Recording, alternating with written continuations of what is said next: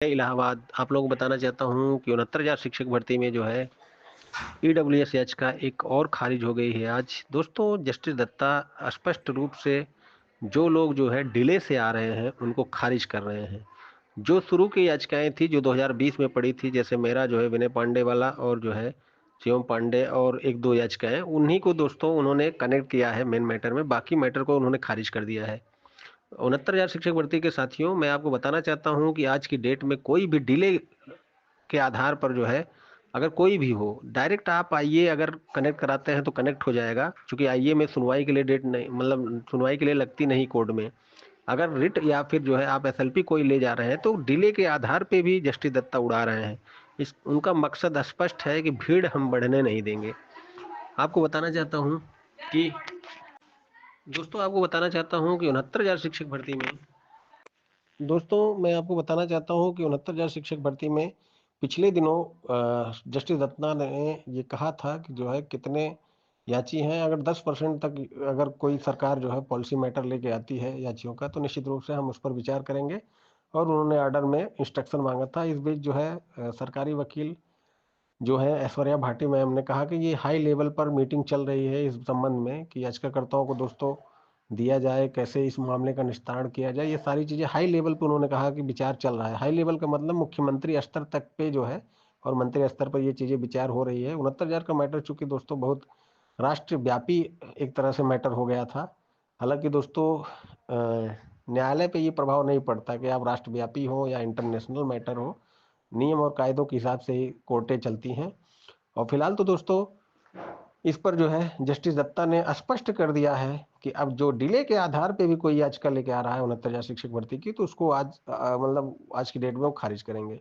आइए एक ऐसा माध्यम है इंटरविनर या इंटरलोकेटरी एप्लीकेशन, जिसके माध्यम से आप डायरेक्ट कनेक्ट हो जाएंगे और दोस्तों आइए वालों को भी लाभ मिलता है। आपको बता देना चाहता हूं कि इस मैटर में अगर आप एसएलपी और रिट के देखेंगे तो ज़्यादा से ज़्यादा 1,000 1,500 लोग होंगे, लेकिन जो है दोस्तों ज़्यादातर लोग आईए से ही कनेक्ट हैं। मैं आपको बताना चाहता हूँ कि ओबीसी के जितने भी लोग हैं 5,000 से ज़्यादा, 6,000 से ज़्यादा सारे लोग आईए से कनेक्ट हैं। तो निश्चित रूप से दोस्तों कुछ भी होगा आगे चलकर जो है, तो आईए वालों को भी मिलना है, क्योंकि अभी तक तो हमने देखा है चाहे 72,000 में हो चाहे और 29,000 में हो, आईए वालों को सबको मिला है। फिलहाल तो दोस्तों 69,000 शिक्षक भर्ती का मैटर 19 मार्च को लगा हुआ है। और दोस्तों उस दिन निश्चित रूप से सरकार की तरफ से कोई न कोई प्रपोजल आ सकता है, या फिर सरकार विचार करेगी क्या मेरिट पे इसको सुनवाई कराई जाए। देखिए सरकार के पाले में गेंद चला गया है। सरकार अब उसको क्या करती है क्या नहीं करती, अगर वो चाहती है इस मामले का निस्तारण, जैसा कि मैंने बहुत पहले ही आपको कह दिया था कि 2027 के इर्द गिर्द ही ये मामला सुलझेगा।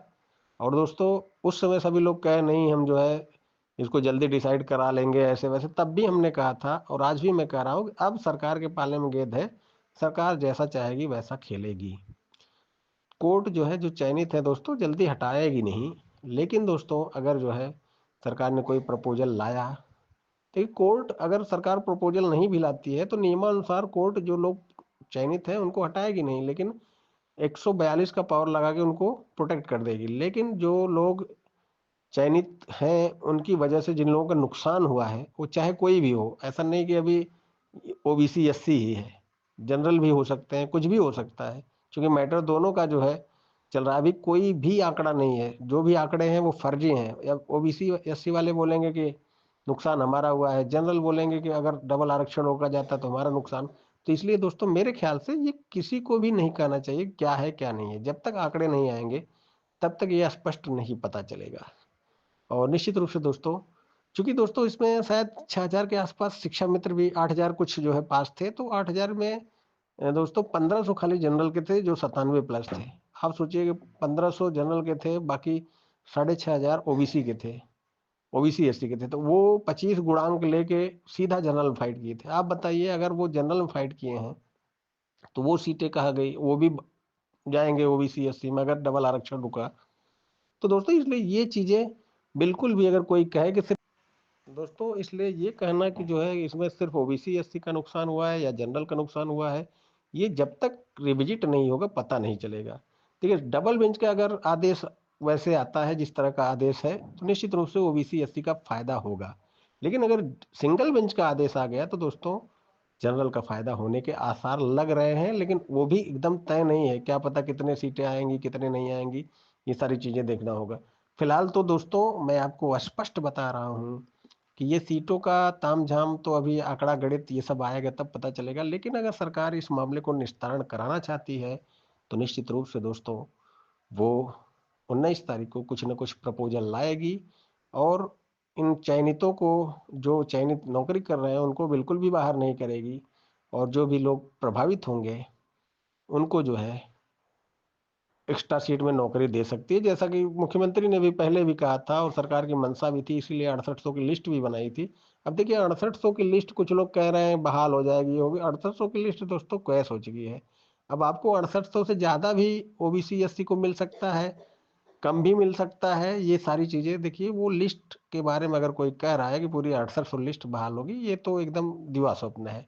आपको 8000 भी सीटें मिल सकती हैं, 10,000 भी मिल सकती हैं, ये कह सकता हूं मैं। लेकिन ये भी कह सकता हूं कि आपको 4000 भी सीटें मिलेंगी, 2000 सीटें मिलेंगी, ये कि एक भी नहीं मिलेगी, ये भी हो सकता है। लेकिन जब सिंगल बेंच का ऑर्डर आएगा तो।